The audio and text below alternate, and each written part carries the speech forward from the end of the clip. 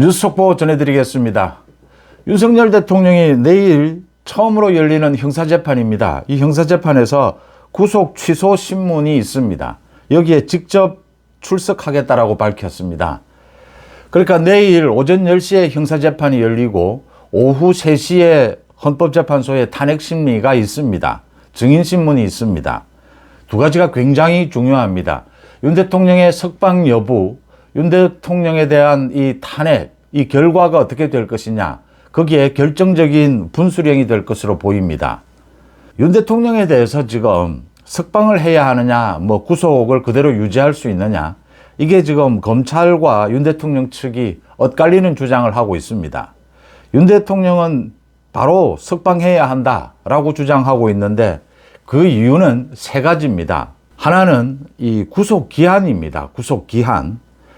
그러니까 공수처에서 윤 대통령에 대해서 체포영장도 청구를 했고 구속영장도 청구를 했고 그리고 검찰로 넘겼습니다. 검찰이 구속영장을 연장해 줄 것을 신청을 했는데 기각이 됐습니다. 구속기간 연장은 불허가 됐습니다. 그래서 이 12일 만에 윤 대통령을 석방해야 하는데 12일 이 사이에는 체포영장과 구속영장, 체포영장 적부심도 열렸고 구속영장, 영장실질심사도 열렸습니다. 이 시간은 이제 빼야 합니다. 이 전체 기한에서. 이 시간을 얼마로 볼 것이냐, 이게 지금 검찰 쪽과 윤 대통령 쪽의 계산이 다릅니다. 지난달 15일에 윤석열 대통령에 대한 이 체포가 있었는데 그 이후에 25일 자정을 기해서 윤 대통령에 대한 구속기한이 만료가 되었다. 이게 윤 대통령 측의 주장입니다.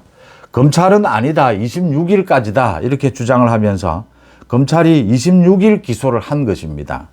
그러니까 윤 대통령 측에서는 현재 윤 대통령이 구속되는 것은 불법 구속이다, 당장 석방해야 된다, 이 주장을 하고 있습니다. 그 다음 두 번째입니다. 공수처에서 수사권이 없는데, 윤 대통령에 대한 내란 혐의 수사권이 없는데 이 수사를 하면서 내란 혐의로 체포영장을 청구하고 구속영장을 청구한 것은 위법이다. 그 다음 이런 위법한 영장 청구에 대해서 서부지법이 체포영장을 발부하고 구속영장을 발부한 것도 잘못된 것이다. 이렇게 세 가지를 주장을 하고 있습니다. 이 중에서 구속기한이 가장 깔끔합니다. 구속기한 계산을 잘못한 것이라면 검찰이 윤 대통령은 곧바로 석방될 것이다. 또 이 체포영장과 구속영장, 공수처의 청구와 서부지법의 발부가 잘못된 것이다 라는 것이 인정이 되면 석방이 될 겁니다. 그러니까 내란 혐의 자체도 지금 흔들리고 있고 내란 혐의를 적용해야 하느냐 하지 않아야 하느냐, 이것도 이 근거가 되는 것이 완전히 흔들리고 있는데 윤 대통령을 구속할 이유는 없다라고 하는 점입니다. 윤 대통령 측이 주장하는 이 세 가지도 일리가 있어서 형사재판부가 어떤 결정을 내릴지 윤 대통령을 석방한 상태에서 이 재판을 받게 하는 것이 맞다, 이렇게 보입니다. 내일은 또 오후 3시부터 열리는 이 헌법재판소의 탄핵심리입니다. 증인신문입니다. 한덕수 전 총리, 홍장원, 조지호, 지금 윤 대통령에 대해서 이 탄핵, 이 내란 혐의, 이 부분에서 가장 중요한 증인들입니다. 일단 조금 전에 오늘 오후 2시부터 한덕수 총리에 대한 탄핵 심판 이 첫 변론 기일이 열렸습니다. 90분 만에 종결이 됐습니다. 내용할 것도 검토할 것도 없는 겁니다. 일단 한덕수 총리에 대한 탄핵 이 절차가 잘못됐습니다. 무효입니다. 200석이 필요한데 대통령 권한대행이어서 151석이면 된다라고 우원식 국회의장이 마음대로 정한 것입니다. 이건 사실은 각하입니다. 심리할 것도 없습니다. 한덕수 총리에 대한 탄핵 사유는 이 비상계엄에 동조했다라고 하는 것인데 한덕수 총리는 비상계엄에 찬성하지도 않았고 반대를 했고 군 동원에도 전혀 관계하지 않았다. 그래서 이건 각하, 기각이 될 것입니다. 한 총리에 대한 탄핵 심판, 변론도 간단하게 이렇게 끝이 났다라고 하는 것이고요. 이제 윤 대통령에 대한 탄핵 심리, 내일이 일단 정해진 마지막 변론 기일입니다. 내일 끝날 수 있느냐, 아니면 증인 신청을 더 추가로 했는데 이걸 받아들이느냐, 다음 주에도 계속 이제 남은 것은 윤 대통령의 최후 변론이 남아 있습니다. 그 전에 증인신문이 더 있을 것이냐, 라는 부분이 내일 결정이 됩니다. 또 더 중요한 것은 홍장원과 조지호입니다. 지금 윤 대통령의 이 비상계엄을 놓고 가장 중요한 것이 이게 내란 혐의가 되느냐 되지 않느냐, 여기에서 결정적인 것이 정치인에 대한, 국회의원에 대한 체포 지시가 있었느냐라는 겁니다. 이 정치인에 대한 체포 지시에서 가장 명확한 증거로 거론이 되는 것이 홍장원이 만들었다라고 하는 메모입니다. 또 조지호 전 경찰청장이 윤 대통령과 당일 전화통화로 들었다라고 하는 국회의원들 체포하라라고 하는 이 지시입니다. 이게 검찰 조서에 모두 들어가 있는데 홍장원의 메모는 또 바뀌었습니다. 말이 또 바뀌었습니다. 홍장원의 말이 계속 바뀌고 있습니다. 이 메모도 지금까지는 뭐 그 놀이터, 공터에서 이 메모를 작성했다라고 했다가 이제는 공터에서 전화를 받고 난 다음에 자신의 집무실에 들어와서 메모를 작성했다. 뭐 계속해서 말이 바뀌고 있습니다. 그래서 내일 최종적으로 홍장원의 이 메모와 관련된 말이 최종적으로 또 어떻게 바뀌느냐, 확인이 되느냐, CCTV로도 확인할 수가 있습니다. 이 부분에 따라서 결정적으로 내란 혐의가 되느냐 되지 않느냐, 이 결정적인 증거가 될 것이다. 그 다음 조지호입니다. 조지호에 대해서 윤석열 대통령과 통화를 하면서 국회의원들을 체포해라라는 지시를 받았다.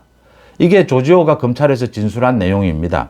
이 내용을 내일 정인신문에서 조지호가 어떤 입장을 밝히느냐, 조지호가 출석할 수 있느냐 없느냐, 건강상의 이유로. 그런데 조지호도 내일 이 정인신문에 출석하겠다라고 했습니다. 내일이 윤 대통령의 이 탄핵 심리에서 일정상, 내용상 결정적인 분수령이 될 것이다. 윤 대통령에 대해서 내란 혐의가 깨지게 되면 윤 대통령은 파면을 할 수는 없습니다. 대통령을 파면하는 결정은 그러니까 중대한 위법이 있어야 합니다. 그냥 위법이 아니고 중대한 위법이 있어야 합니다. 이게 탄핵 혐의가 아니라면 중대한 위법이라고 볼 수는 없습니다. 지금 헌법재판관들이 4대 4로 계속 나뉘고 있습니다. 이진숙 방통위원장에 대한 이 탄핵 기각을 하면서도 4대 4로 나뉘었습니다. 이번에 윤 대통령이 내일 이 헌법재판소 심리, 이걸 변론 기일을 좀 연기해달라고 요청한 부분을 불허했습니다. 문형배가 이걸 불허했는데 재판관 회의에서 이것도 4대 4로 나뉘었다. 이게 드러났습니다. 이렇게 4대 4로 나뉘니까 문형배가 직권으로 자기가 권한대행이니까 직권으로 받아들이지는 말고, 연기를 받아들이지는 말고 오후 2시에서 3시로 늦춰서 탄핵 심리를 하자. 문형배 마음대로 이렇게 결정을 했다라고 하는 것입니다. 이렇게 헌법재판관들의 의견이 4대 4로 나뉘는 것은 또 있었습니다. 지난 3일이었습니다. 마흔역을 임명할 것이냐 임명하지 않을 것이냐, 권한쟁의심판, 이 선고를 하려고 하다가 선고 시간 2시간 전에 그걸 뒤집어 엎어서 이 선고를 연기를 합니다. 이렇게 연기를 결정한 배경에는 그날 오전 재판관 회의에서 이게 4대 4로 나뉘었다라고 하는 것입니다. 지금 재판관 회의에서 결정이 되는 것은 과반수로 결정이 됩니다. 그런데 지금 재판관이 8명이기 때문에 4대 4로 나뉘게 되면 이거 문형배가 주로 직권으로 결정을 하는 셈입니다. 그때는 마흔역에 대한 이 임명 부분은 워낙 절차상 문제가 있었기 때문에 이 문형배가 연기를 결정을 합니다. 그런데 이번에는 연기를 불허하면서 문형배 마음대로 이런 결정을 했다. 헌법재판관들이 지금 많은 내용을 가지고 4대 4로 나뉘고 있다라고 하는 점입니다. 탄핵 결정, 파면 결정은 6명의 재판관이 동의해야 합니다. 4대 4로 이렇게 나뉘어 있는 헌법재판관들의 지금의 형편으로 보면 윤 대통령에 대한 탄핵 파면은 어려울 것이다라는 걸 짐작해 볼 수는 있습니다. 문형배에 대해서 문형배 권한대행이 잘못하고 있는 것 지금 뭐 차고 넘칩니다. 그런데 문형배가 결정적으로 잘못한 것은 윤 대통령에 대한 탄핵 심리에서 결정적인 것은 2가지입니다. 하나는 자주 말씀을 드립니다. 검찰 조서를 당사자의 동의 없이 그대로 증거로 채택하는 것은 형사소송법 위배입니다. 헌법재판소의 심리는 형사소송법을 준용하지만 꼭 그대로 따를 필요는 없다라고 해서 이렇게 지금 검찰 조서를 증거로 채택하겠다라는 게 문형배의 입장입니다. 그런데 형사소송법은 형사범들의 방어권을 보장해 주기 위해서 지금 이 규정이 있는 것입니다. 검찰 조사를 하더라도 당사자가 동의하지 않으면 증거로 채택하지 못한다. 일반적인 형사범보다 대통령에 대한 파면 여부를 결정하는 탄핵 심리입니다. 이게 훨씬 엄중한 것이죠. 그렇다면 형사소송법을 따르지 않는다라고 해도 더 엄격하게 해석을 해야 되는 것입니다. 형사소송법을 따르는 것이 맞고 만약 따르지 않겠다라고 하더라도 더 엄격하게 해석하는 것이 당연한 것입니다. 대통령에 대한 파면 여부를 결정하는 것은 훨씬 일반 형사범들보다는 엄중한 것이죠.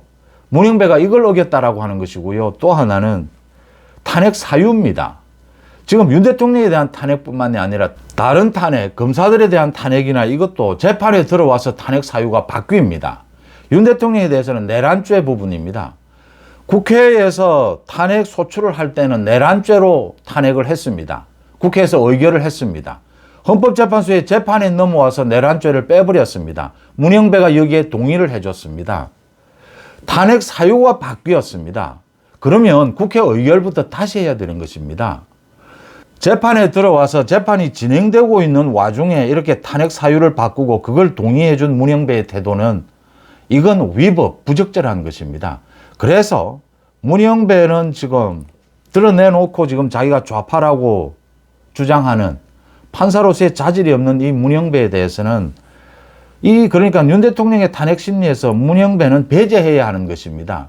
그런데 문영배가 계속해서 지금 갑질을 하고 있는 것이고, 그래서 국민의힘에서는 문영배를 탄핵하겠다. 문영배에 대해서 탄핵안을 발의를 하려면 국회의원 100명이 필요합니다. 100명의 동의가 필요하고 이 탄핵안이 통과를 하려면 151명이 필요합니다. 100명의 국회의원, 국민의힘 쪽에서 100명이 이렇게 문영배 탄핵안 발의에 참여를 할 것이냐 논란이 있었습니다. 그런데 강승규 의원입니다. 이걸 준비하고 있는 강승규 의원이 어제자로 국민의힘의 78명이 동의를 했다. 문영배 탄핵안 발의에. 그리고 이거 친한이다, 친윤이다 이러는데 친한에서는 윤 대통령에 대한 탄핵에 찬성을 했었다. 의결을 할 때. 그때와 지금은 사정이 다릅니다. 지난해 12월과 지금은 전혀 사정이 달라졌습니다. 그러니까 헌법재판소의 불공정성, 이 문영배의 태도 이런 것들이 모두 드러나 있습니다. 문영배는 탄핵을 해야 합니다. 물론 국회에서 통과하지는 못할 겁니다. 민주당이 반대를 할 겁니다. 그래도 탄핵안은 발의를 해야 합니다. 문영배는 문제가 있다라고 하는 것이고, 국민의힘이 이 문영배 탄핵에 있어서만은 108명이 모두 동의를 할 필요가 있다.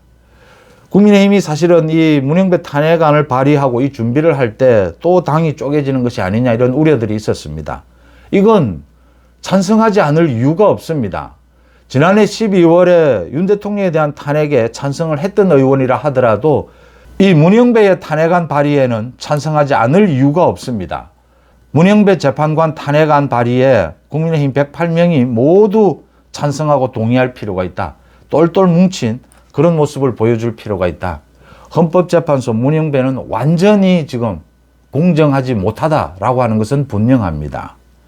윤 대통령, 내일은 특히 윤 대통령이 석방이 될 수 있느냐, 또 윤 대통령의 이 헌법재판소의 탄핵 심리가 더 연장이 되느냐, 탄핵 심리에서 헌법재판관들이 윤 대통령의 파면 여부를 결정하는 이 탄핵을 기각하느냐 인용하느냐, 이 결정에 가장 중요한 증인신문이 있다라고 하는 점입니다. 지금 헌법재판관들이 사안마다 4대 4로 나뉘고 있다. 5대 3이 되어도 윤 대통령에 대한 탄핵안은 기각입니다. 6명이 동의를 해야 합니다. 내일 신문 결과에 따라서, 증인신문 결과에 따라서 윤 대통령에 대한 이 탄핵 심리가 크게 변하는, 크게 바뀌는 이 계기가 되지 않겠느냐, 이렇게 읽힙니다. 송은재TV 마칩니다. 고맙습니다.